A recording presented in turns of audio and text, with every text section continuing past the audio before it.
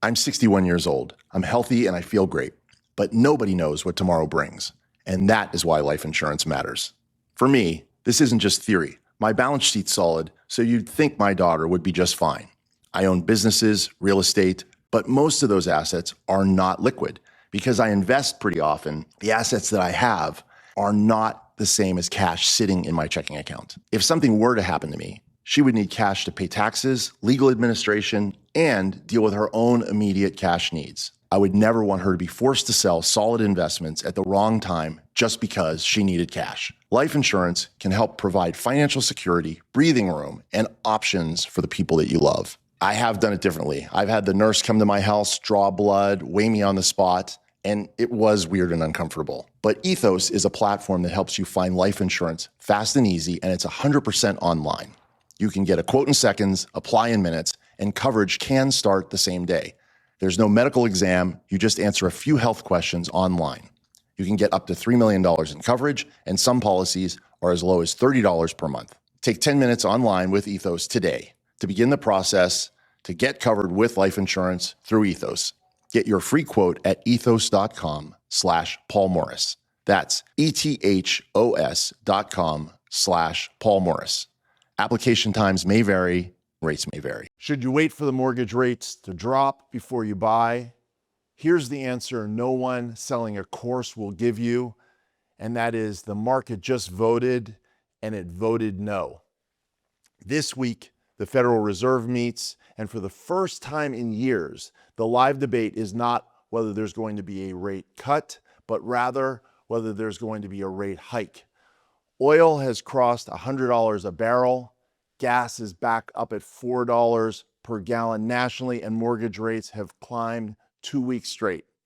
If your plan as a buyer or investor is wait for rates to fall and then move, understand what you're actually doing. You're betting on a rescue the people setting the rates are not even discussing. The deal either works at today's rate or it isn't a deal yet. That's not pessimism, that's underwriting. Welcome to the State of the Market.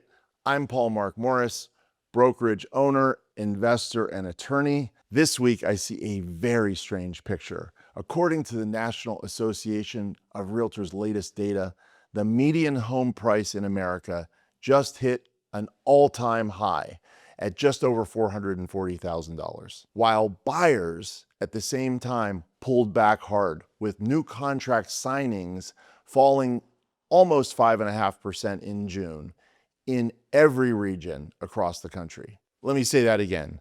Record prices, retreating buyers, and a Fed that is not thinking about lowering rates. What that is a standoff. And standoffs do not reward people who guess. They reward investors and consumers who are prepared, disciplined, and understand risk. And that's what we're going to do in today's podcast, breaking it all down and building a clearer picture for you so you can make great decisions. One quick note before we start. I am an investor and I am an attorney, but I'm not acting as your investment advisor or your attorney here. This podcast is my personal market analysis, not legal, tax, financial, or investment advice, and I give a fuller disclaimer at the end. So let's get into it. Segment 1, the numbers you can't afford to miss in under 2 minutes. So start the stopwatch. You got it. Okay. According to National Association of Realtors, existing home sales are running at approximately 4 million sales per year, and that is up 2.8% year over year for June. The median home price, just over $440,000, is an all-time record, and that is up 1.8% year over year. Inventory of 1.56 million homes, which is 4.5 months of supply. This is a balanced, not a seller's or buyer's market. And first-time home buyers took 33% of sales. That's up from 30% a year ago. And that really is a very impressive percentage. Now let's talk rates. Freddie Mac has the 30-year fixed rate at 6.58%. That's up from 6.55 the week before.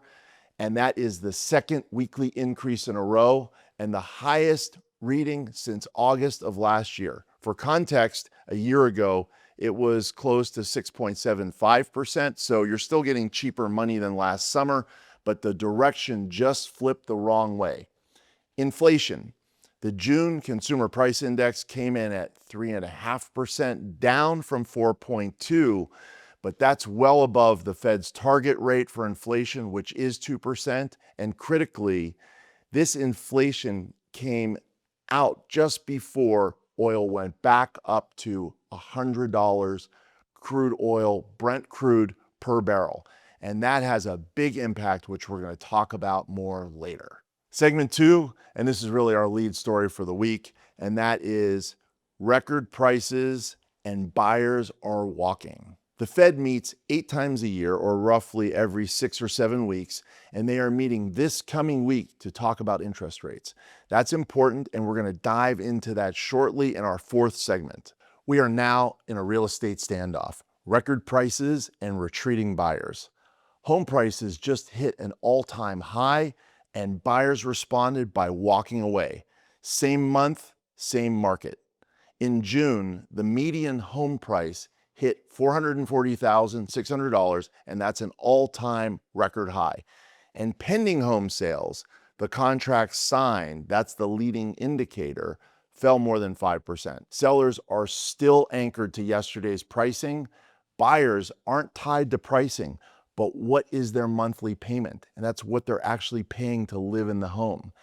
And this gap between seller and buyer is the standoff. But to a savvy investor, that gap is the opportunity.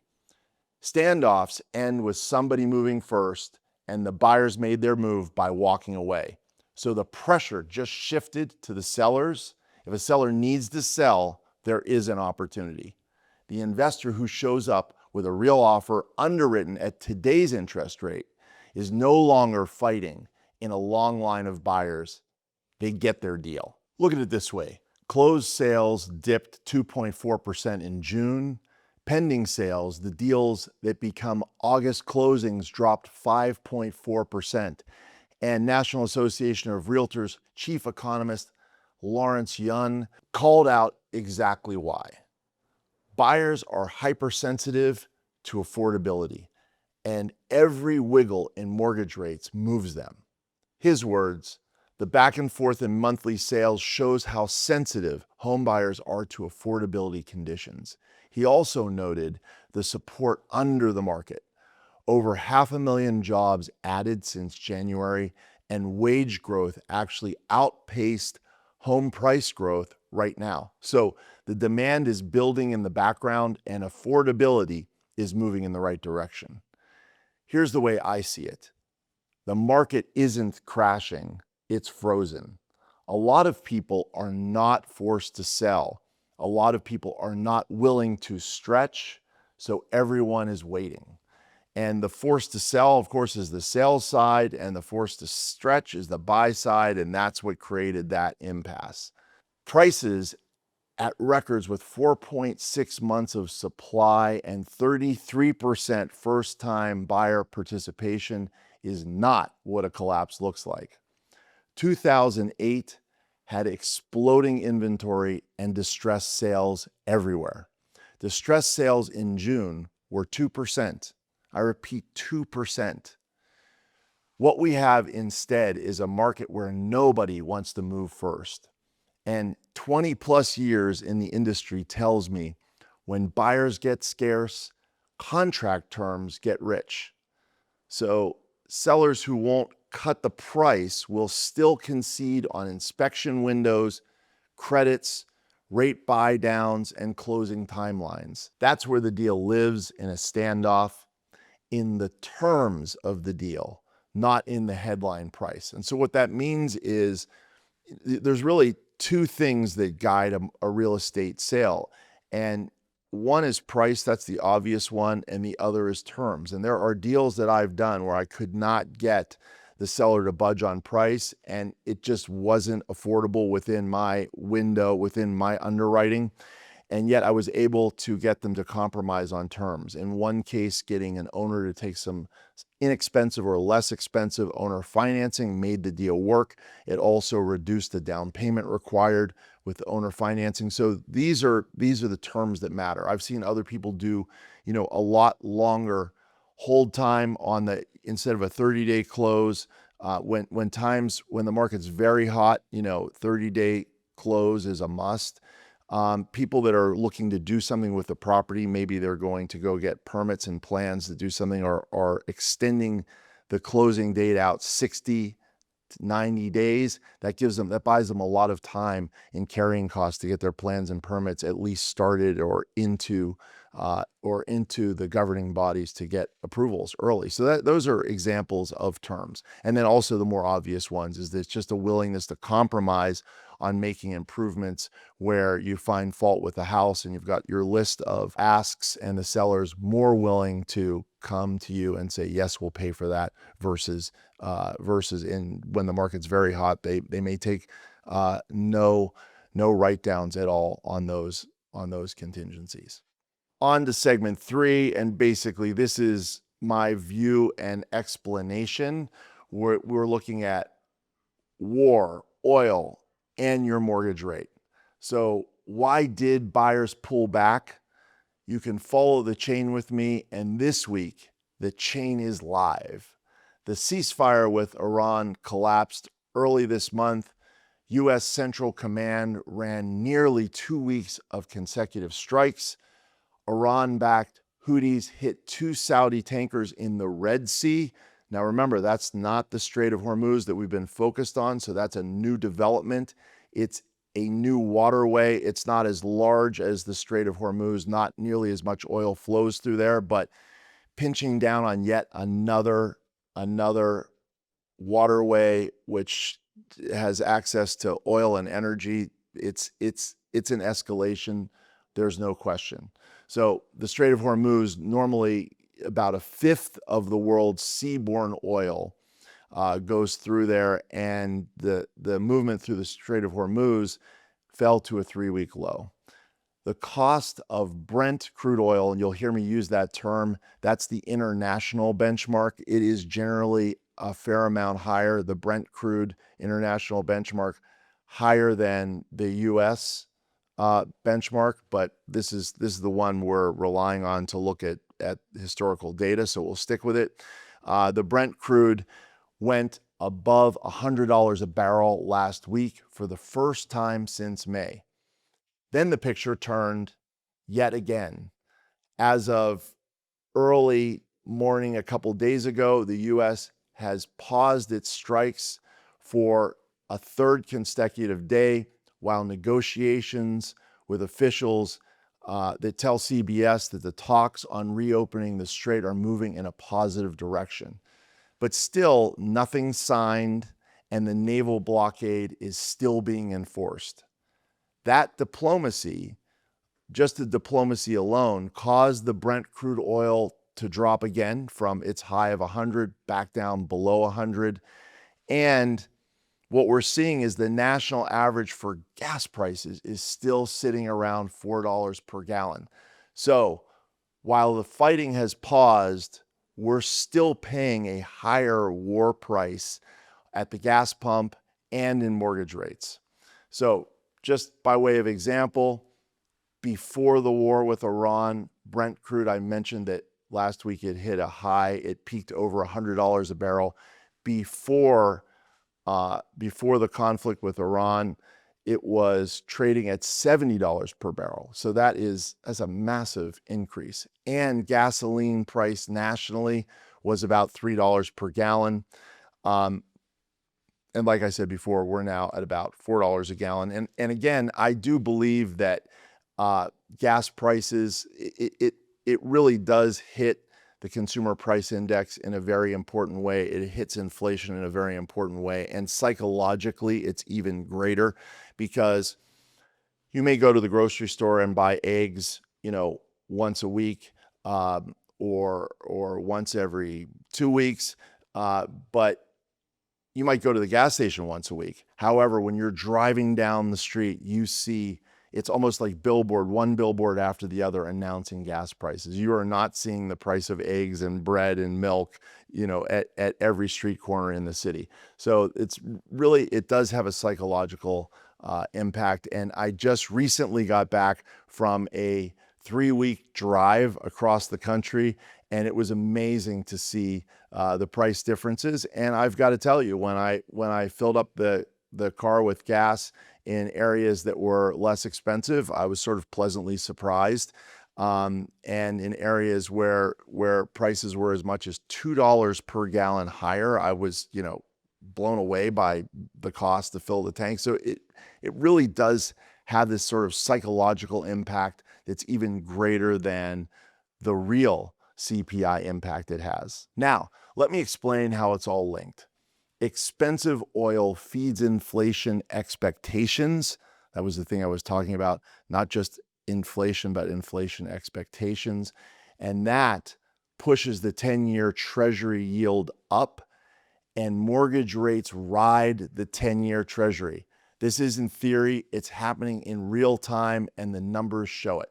No one has a crystal ball, but the war did expand to the Red Sea, as I mentioned before, and that expansion threatens to turn it into a regional conflict. If that happens, analysts believe crude oil prices. I've seen reasonable analysts talking about crude oil prices going all the way up to 130 or more, which is again a very steep rise. Truly, of course, no one can predict the future. What you can know is your own math.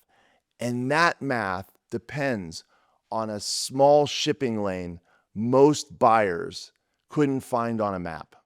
But when it impacts mortgage rates, which determines home buyers' monthly payment, that reality becomes our reality. The Fed meeting this Wednesday could kill the rate cut dream. For the first time in years, the live debate is not when to lower the rates, but whether they should consider a rate hike.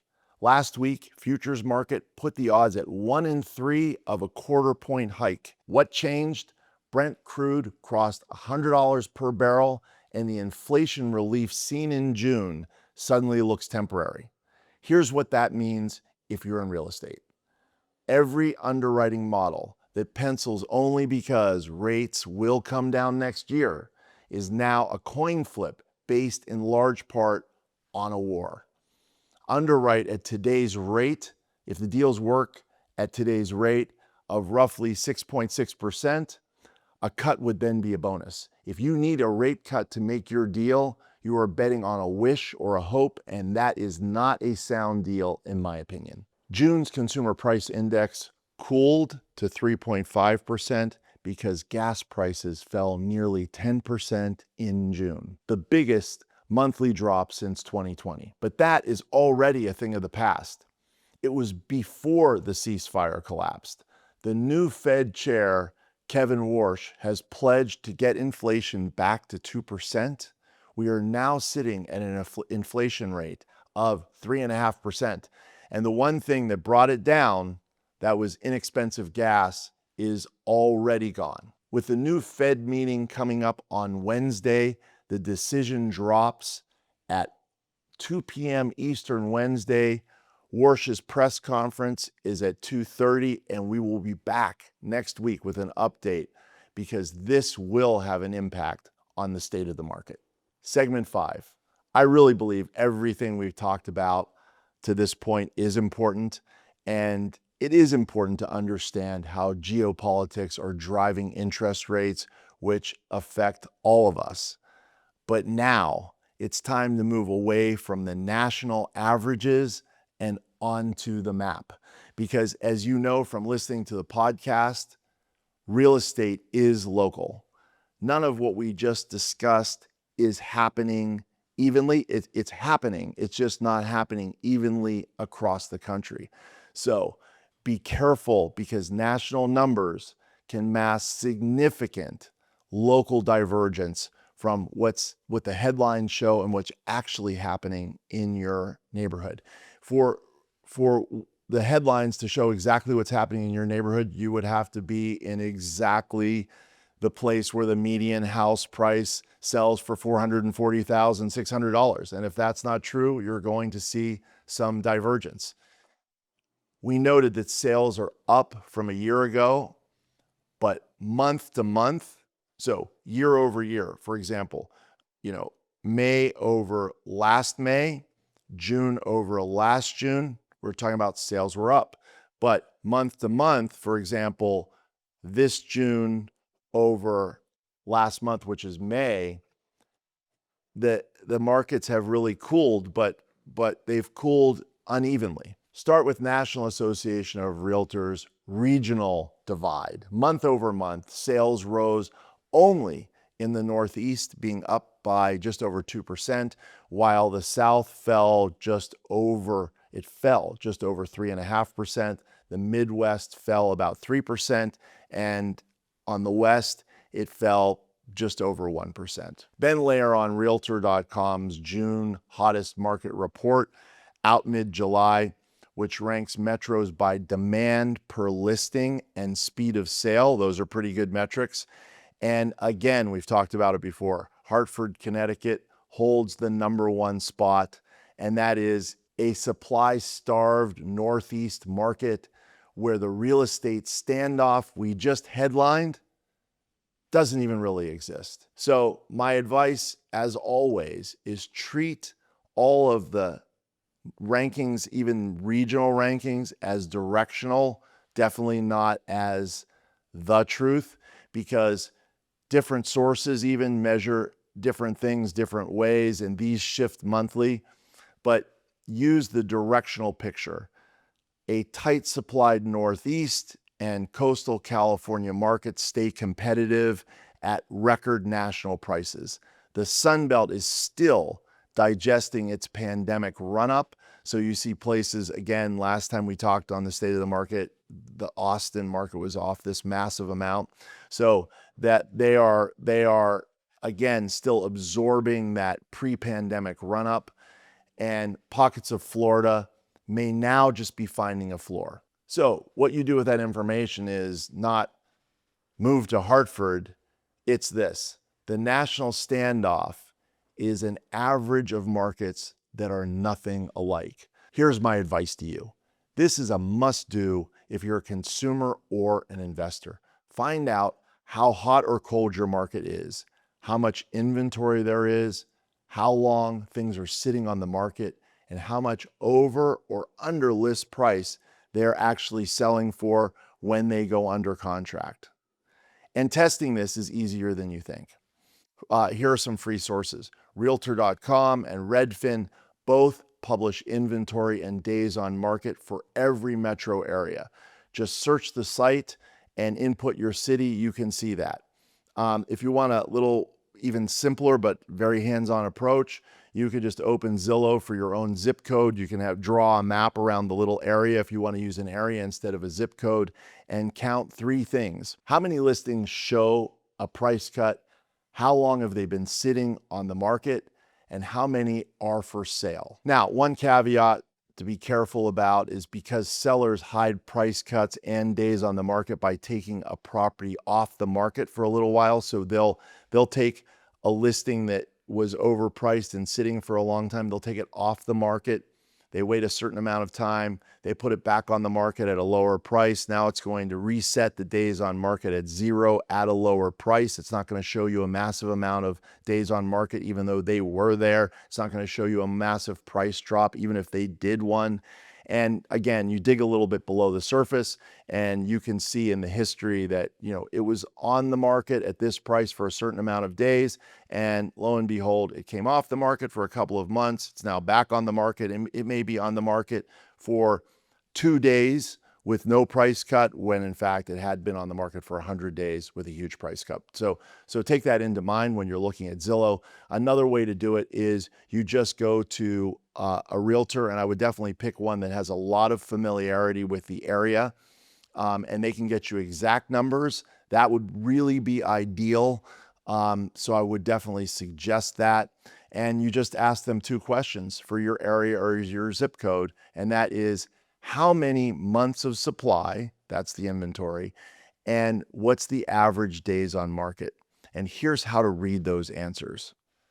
Months of supply if they're under 4 months, and first let me just say what months of supply is, and that is if you take the number of houses that are on the market right now, and if you didn't add any more new listings, how long at the current pace would it take you to run through the current inventory?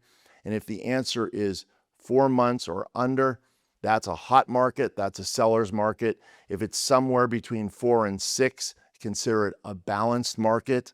And if it's over 6, that's a buyer's market. So if you're in a seller's market, you're going to have less leverage. Of course, if you're in a well-balanced market, you're going to have a fair amount.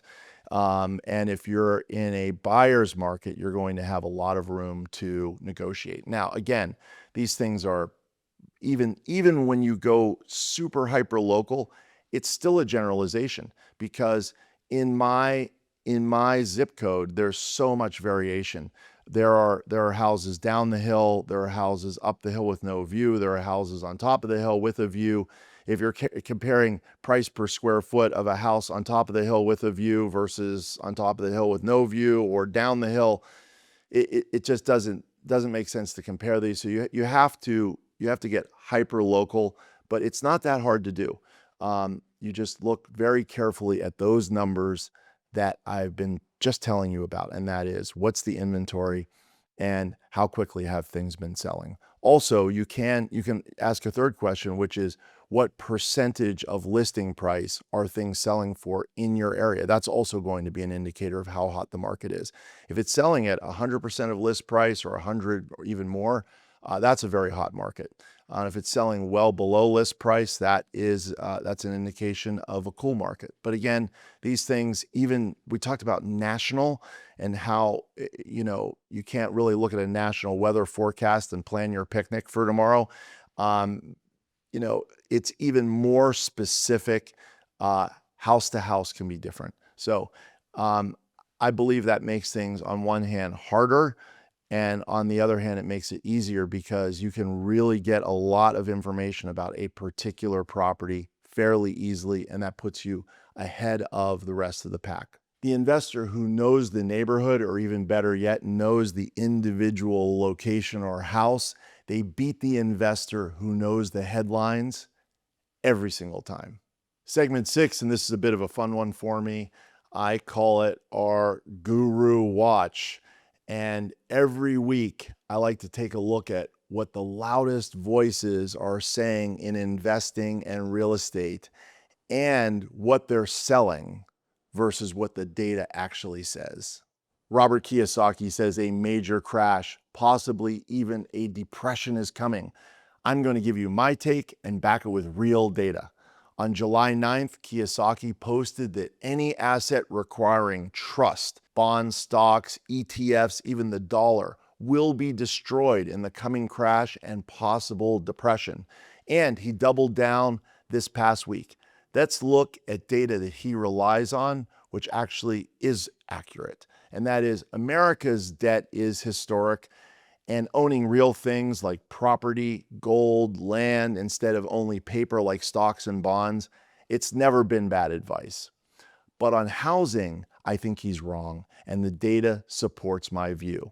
A real estate crash needs forced sellers, and America's homeowners are the opposite of forced.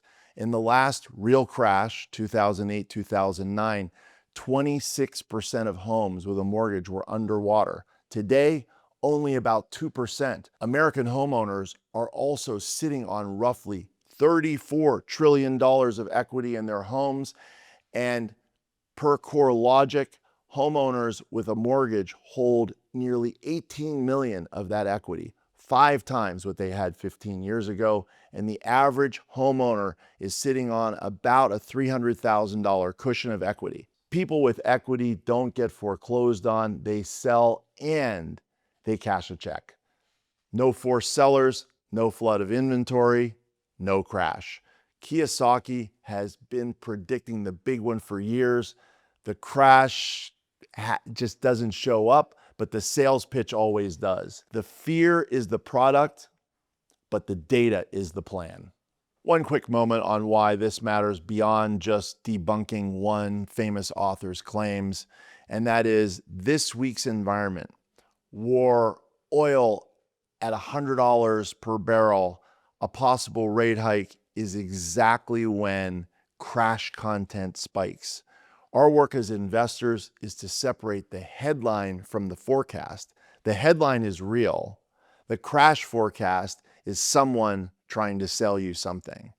Take the useful part and respect debt, own real assets, keep cash on hand. These are smart things to do when the headlines are reading what they're reading, and throw out the panic and the sales pitches.